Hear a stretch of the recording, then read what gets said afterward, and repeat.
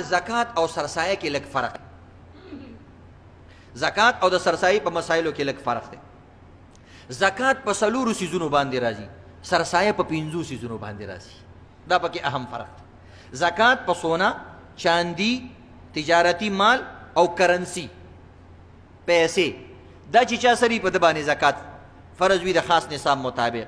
او سرسایه چې کم دا چې کوم انسان سره د ضرورت نه زیات چیز وي د نصاب مطابق پاغي باندې بیا سرسایه فرض ده. روایاتو کې د سرسایه د لپاره فرض لفظ راغلی دی. نبی علیہ الصلوۃ والسلام وی سرسایه فرض د زما په امتیانو باندې. زمون عالمان وی واجب ده. واجب او فرض کې لږ فرق دی. د عمل په اعتبار سره په واجب او په فرض کې فرق نشته. څنګه چې فرض لازم وي واجب هم لازم وي. فرض د نه قضا شي د غیب هم د قضا کې، د واجب چې د نه پاتې شي د غیب هم قضا کې. دا پکې فرق، صرف د عقیدې په اعتبار سره پکې لږ فرق وي. بهرحال عزتمندو چې کم انسان سره د ضرورت نه زیات چیزونه بیا نه استعمالیږي، کور کې اسې پراته دي، کباړ دی او خرڅۍ ناسې پراته دي، او دا د 50-60 روپو وي، نو په دې سړي باندې سرسایه فرض ده او واجب ده. او دا انسان سرسایه اغستیم نشي. بعضې کسانی کورونو کې سامانونه جمع کړي، هلکه په دې ګندونو باندې او په دې سیزونو باندې ډبل سیزونو باندې کوئ څه؟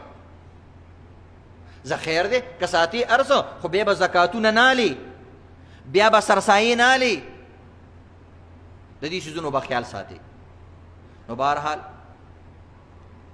دا پکې یو فرق دی. دویم فرق پکې دا دی چې زکات په نابالغه او لیوني باندې نشته، او دغه رنګې سرسایه په نابالغه ماشوم باندې چې مالدار وي او لیونی وي په مجنوني په هغه باندې نشته. چې پیسې موجودي به دغه د پیسو نه به یې ورکړي، که نه نو مور او پلار به یې ورکوي. مور باندې نشته، پلار به یې ورکوي. نو دا او زکات په نابالغه ماشوم باندې نشته. دغه رنګې عزتمندو په زکات کې کال تیرېدل ضروري دي. چې کال دې په مال تیر شي په اکثر مال باندې، داسې نه په هر روپۍ به نه شماري. بعض وایي دا خو پرون رالی دا 1,00,000 روپۍ، نه په ټول نه، په اکثر مال باندې بس شکل استا کال تیر شي به د ټول مال زکات ورکې. سرسایي کې دا مسله نشته. که د اختر د ورځې نه یو ورځ مخکې د سره روپۍ رالی او د اختر په سحر د سره وي، بیا به هم سرسایه ورکې. مثلا یو سړی غریب دی خو چا له 50-60 روپۍ ورکړلې، هم په دغه شپه باندې په زکات کې پاکې نو سار له بروره دم سرسایه ورکوي او نوره سرسایه به نه هلي، ځکه د سره خو پیسې پوره شوې. نو بهرحال دا پکې فرق دی. عزتمنو سرسایه هر چا له ورکول پکار دي. بعضې عالمانو ویلي دي زمونږ مذهب کې اساني ده، بعضې مذهبونو کې دومره ګرانه ده. هغوی وایي د عربو دا مسلک دی چې کوم ماشوم د مور په خېټه کې په هغې باندې هم سرسایه شته، خو چې سای اغستی وایي دا ماشوم دی. ځکه نبي علیه السلام ویلې په هر صغیر او کبیر باندې ده، کل ذکر و انثى، په هر نارینه زنانه باندې، صغیر و کبیر، په غټ باندې او حر او عبد، په غلام باندې او په آزاد باندې.